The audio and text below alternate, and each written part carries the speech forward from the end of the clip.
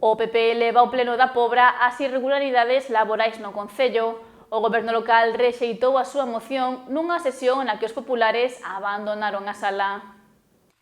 Esta mañá desenvolveuse no Salón de Plenos da Casa do Concello da Pobra a sesión plenaria correspondente ao mes de maio. Nela aprobáronse por asentimento as actas anteriores para dar paso á moción do Grupo Popular referente ás irregularidades laborais que hai no Concello.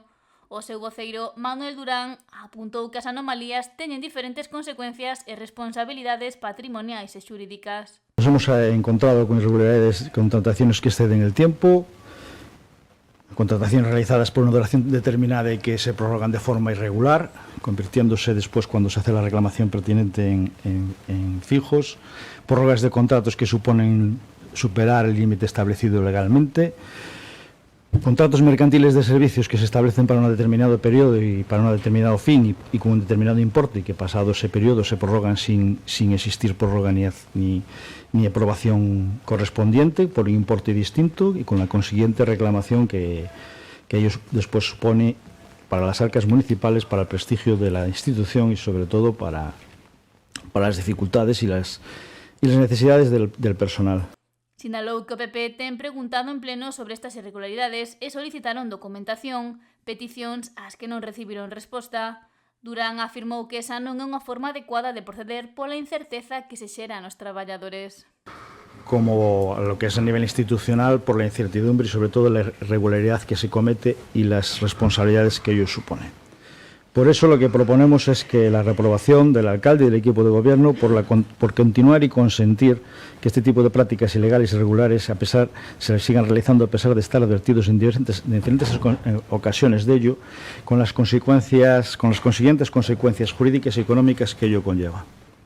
A concelleira socialista Patricia Lojo apuntou que é curioso que o Partido Popular denuncie este tipo de contratacións. Si vamos aos anos de goberno do Partido Popular, as contratacións, en fin, creo que deixan moito que desear e transparencia. Creo que non nos pode dar o Partido Popular unha clase de transparencia. Este goberno está facendo o que ten que facer cos contratos, estánse regularizando. Eu creo que xa sabedes que nos concellos ás veces hai que prestar os servicios e hai que contratar a persoal para poder prestalos e, bueno, é algo que pasa en todos os concellos de Galicia, non solamente no Concello da Pobra do Caramiñal, como queredes dar a coñecer aquí. E anunciou o seu voto en contra ao afirmar que non é verdade o que o voceiro popular recolle na súa moción, mesma liña que seguiu o BNG. Falando de persoal e de contratación.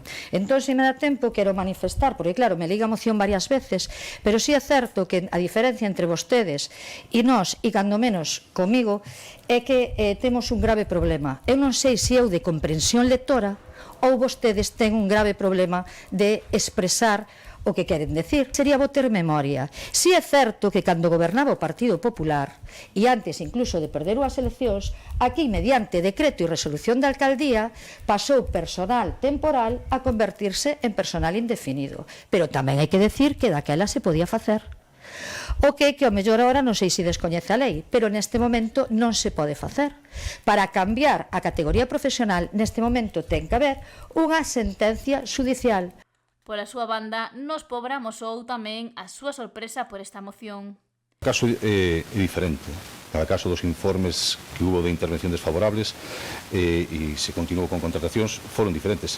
Acaban de explicarlle que acabamos de pasar o proceso de estabilización onde estabilizaron moitísimos postos de traballo que estaban en situación irregular e a inmensa maioría non foron contratados por Nos Pobra. A inmensa maioría. Poderé pasar e ver en que ano empezaron a traballar, casi ningún. Non hubo unha administración do Estado que deixara de pasar por proceso de estabilización, incluída a Xunta de Galicia. Entón, eso non sei, tenemos que reprobar a todos os alcaldes e alcaldesas e incluído o presidente da Xunta de Galicia por facer este tipo de prácticas que vostede considera ilegais e irregulares. Cada caso foi diferente. As indemnizacións as máis grandes que se pagaron en este Concello foi por xestión do Partido Popular. E o alcalde pobrense, José Carlos Vidal, aportou datos.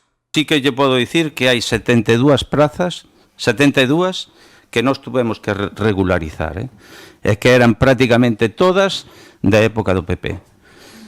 Empezando por aí. Non, non temos problemas en que, bueno, pois reunirnos e mirar os contratos, que eu aí non, ese oscurantismo do que falan, eu desde logo non son consciente, sempre intentei ser o máis transparente posible. Hai veces que, evidentemente, pois se nos poden escapar moitas cousas, non digo que non, a labor aquí dentro, pois moitas veces é complicada, é difícil, e se poden escapar determinadas cousas. Ahora ben, a miña intención, desde logo, nunca foi eso.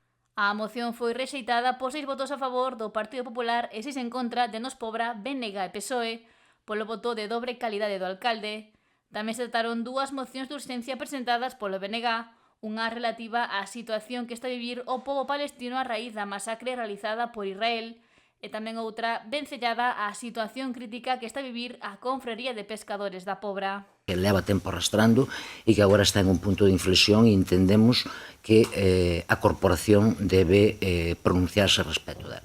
Os representantes do Partido Popular abandonaron o salón de plenos logo de que a concelleira nacionalista abordara cuestións fora da moción. Bueno,